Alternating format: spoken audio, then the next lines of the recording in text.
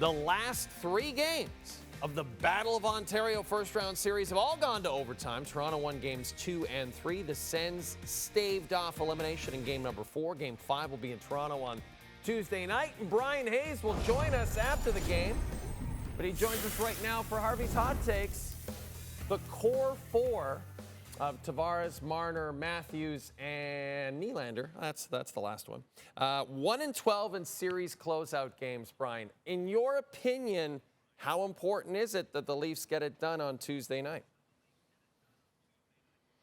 I think it's massively significant. I just think you need to get away from that stat in particular. It's a very damning stat, and it's a stat that is exclusively theirs. And I would add Morgan Rielly to that list. You can make it a core 5, Jay, because there really is a church and state when it comes to this team and the way people react to it, right? There's those 5 players who have been here for a long time, and that 1-12 in elimination games dates back to 2018. These are the only 5 guys that are still here.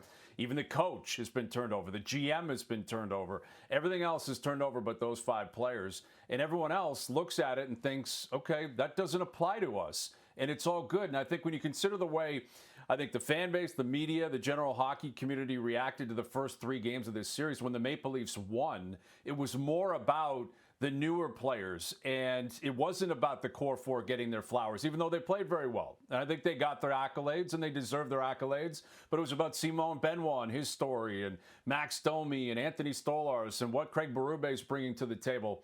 Then they lose in overtime, in a game I think the Leafs played very well, and it's you got to go to the core 4 and talk about this stat. Go to the core 5 with Morgan Rielly and talk about this stat. You just do not want it to get any louder. And if you lose at home and you lose 2 in a row and you make it all of a sudden a scenario where you got to go into Ottawa for game 6, it's not about Simon Benoit anymore. It's not about Ekman-Larsson. It's not about Stolarz. It's not about Berube. It will simply be on those 5 players. And can they get the job done? And it's such a huge opportunity to finish this series as quickly as you can, because it certainly looks like Florida's waiting for you. You know, considering what happened on Monday night, they're up 3-1 in that series. It's trending towards a collision of the Maple Leafs and the Panthers, a team that beat them a couple of years ago after they finally won a series. It'll add Brad Marchand into the mix, the face of the Bruins, the other team that has absolutely terrorized Leaf fan base, the Leaf fans for the past, 12, 13 years. Now he's a member of that team. It's a perfect opportunity for this 1-12 stat to finally be eradicated, and a perfect opportunity for the core 4 and, again, Morgan Rielly to go into the next round, likely against Florida, and completely end it. This is what you want as an athlete. This is what you want if you're a leader, if you're a great player, and they're all great players. You got to win big games, and you have opportunities to change your reputation. You've got to seize them, and I think it's massively important. Do not let it get louder. Do not let the core 4 become even more isolated. Win game 5, move on, and continue to change your reputation. Connor Hellebuyck's reputation in the postseason isn't so stellar, and that continued in games 3 and 4 against the St. Louis Blues. He allowed 11 goals. Everyone talking about his struggles in the postseason. What should Jets fans expect from their star goaltender in game number 5 and beyond? Unfortunately, I think you have to be bracing for impact here if you're a Winnipeg Jets fan, and that's what's terrifying, because he has more pressure on him, Connor Hellebuyck, than any other player in the Stanley Cup playoffs, and it's not close. I don't think there's a close second. I really don't. I don't think anyone's even close in terms of management, coaching, goaltenders, players, whatever it is. Connor Hellebuyck is on an island because of how great he is during the regular season. He's one of the great regular season goalies of all time. He's going to win his 3rd Vezina. I think he's going to win it unanimously. I think there's a very good chance he wins a Hart Trophy. You do not want to be known as a regular season player. And as of right now, that is the reputation of Connor Hellebuyck. He's got to own it. We just talked about the core 4 in Toronto. The beauty of it is you have opportunities to change that reputation. It obviously begins game 5 against St. Louis. If he struggles, if he gets pulled, all hell's going to break loose in Winnipeg, because that is a very good team that became great this year because of their goaltender. And it's not like a scenario where if you're Mark Scheifele and you're struggling, well, maybe you can bank on somebody else to help you out. If Kyle Connor, for whatever reason, can't break through and supply offense, maybe somebody else can do that for you. Connor Hellebuyck is on his own. He's isolated. It's the nature of the position, but his stats are staggering.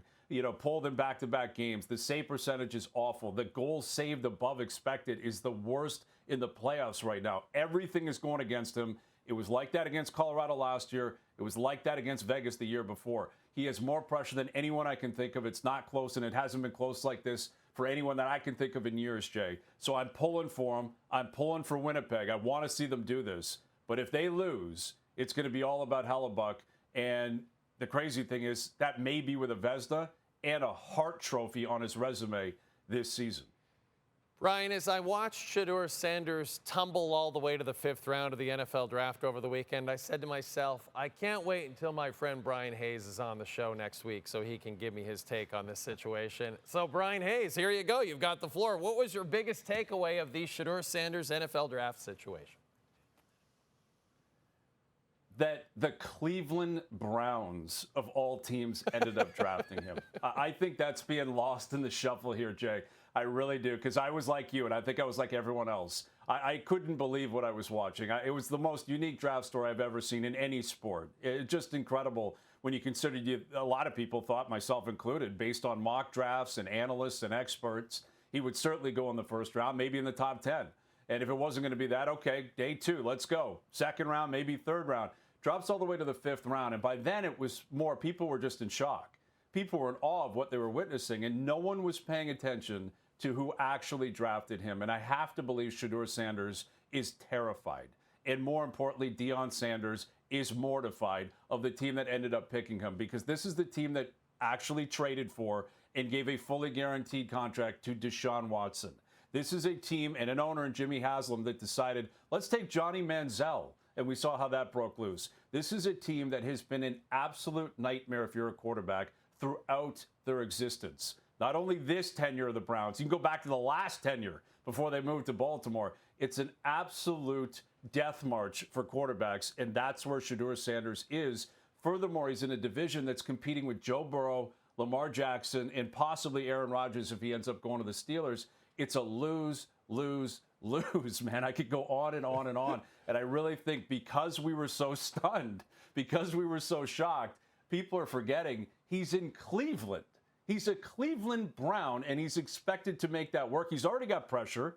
He's already probably lost confidence. And now he's got to go into that quarterback room with Joe Flacco and another quarterback they drafted earlier in the draft. It's just bizarre. I'm pulling for him. I want to see it work out. I have no reason to root against him. But honestly, I don't think it will. And it's not just because of what we witnessed here from the NFL and the message that they sent to Shedeur Sanders. It's the team that drafted him. I have no faith in anyone working at that position as a Cleveland Brown. Here's the good news, and a note from our CFL insider, Dave the Nail Gun Nailer. Sanders was added to the Toronto Argonauts negotiation list on Monday. Shedeur, the CFL's calling you. Bryan Hayes, thanks for this. Hot Takes is presented by Harvey's. Customize your burger and get it delivered from our app to your door. Harvey's, it's a beautiful thing.